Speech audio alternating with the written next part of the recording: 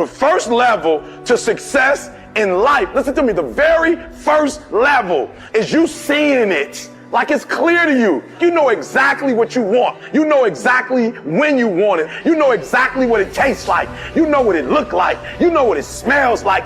Before you really blow up, and you get success, you literally have it in the palm of your hand without having it. You gotta know what it looks like, tastes like, feel like, because you don't, you're gonna compromise.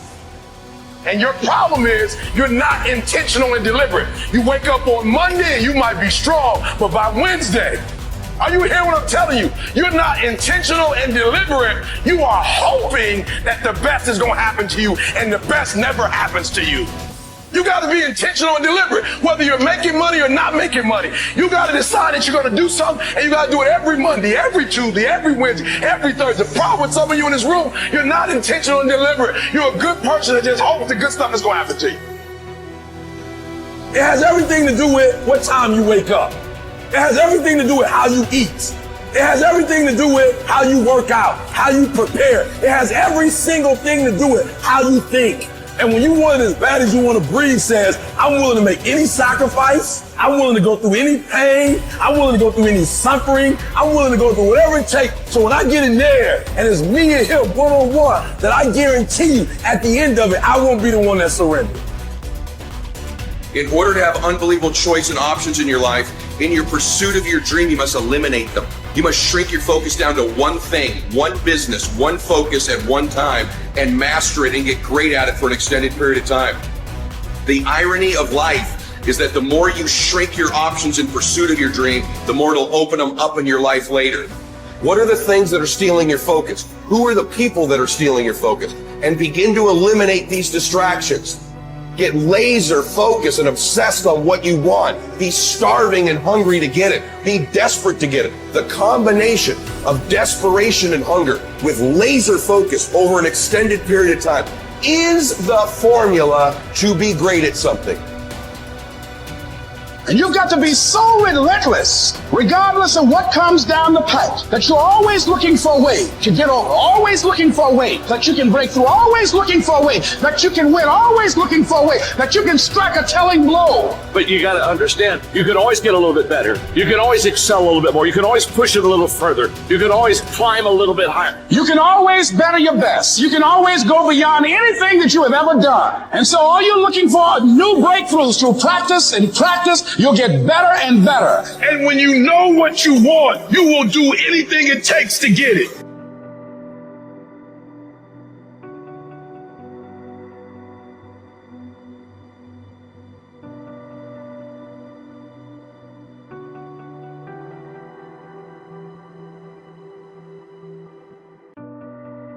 A person who thinks all the time has nothing to think about except thoughts. So, he loses touch with reality and lives in a world of illusions. We are so tied up in our minds that we've lost our senses. Time to wake up. What is reality? It isn't material, that's just an idea. Reality is this. Whoever it is that you want to be, no matter how many times you may have failed at attempting to become that person leading up to this point, you can still become that person. You're going to decide who that is. You're going to hold that ideal in your mind, and you're going to force yourself to act in accordance. You are going to tell people what you're up to. And if you really have some balls, you're going to tell people that want you to fail.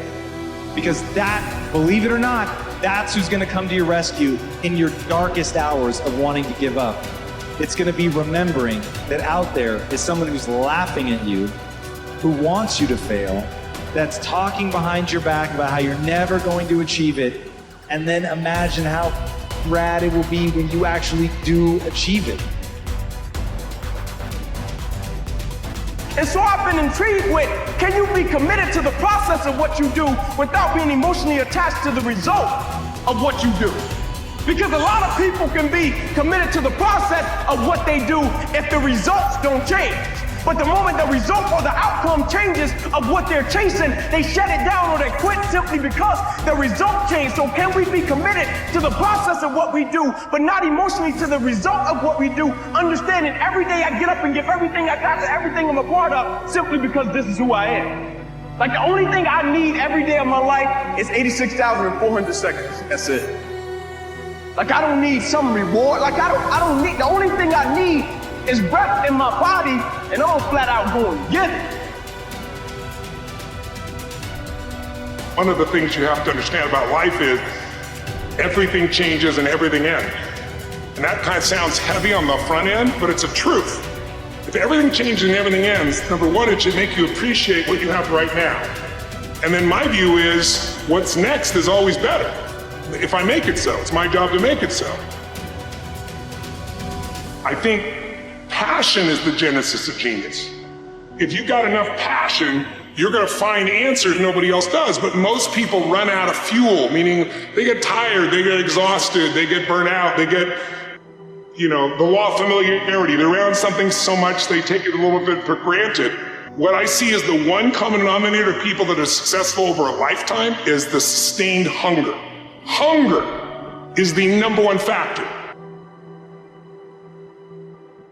That in order to move forward, you move forward by taking the next right step. You don't have to know all the steps to make, just what is the next right move.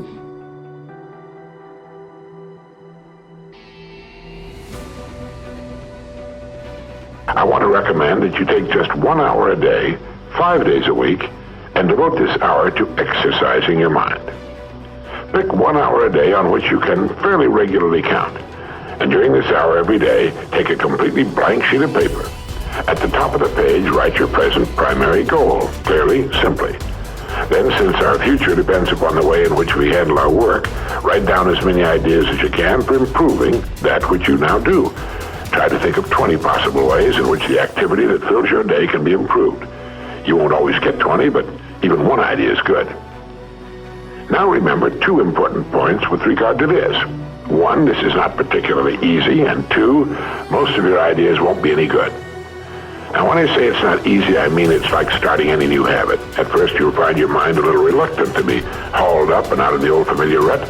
But as you think about your work and ways in which it might be improved, write down every idea that pops into your mind, no matter how absurd it might seem. Let me tell you what will happen. Some of your ideas will be good and worth testing. The most important thing this extra hour accomplishes, however, is that it deeply embeds your goal into your subconscious mind, starts the whole vital machinery working. And 20 ideas a day, if you can come up with that many, total 100 a week, even if you don't think on weekends. An hour a day, 5 days a week, totals 260 hours a year, and still leaves you 3,740 hours of free leisure time. Now this means you'll be thinking about your goal and ways of improving your performance, increasing your service, 6.5 full extra working weeks a year. 6.5 40-hour weeks devoted to thinking and planning. Can you see how easy it is to rise above the so-called competition? And will still leave you with 15 hours a day to spend as you please. Starting each day thinking, you'll find that your mind will continue to work all day long. You'll find that at odd moments, when you least expect it, really great ideas will begin to pop into your mind. And when they do, write them down as soon as you can. Just one great idea can completely revolutionize your work and, as a result, your life.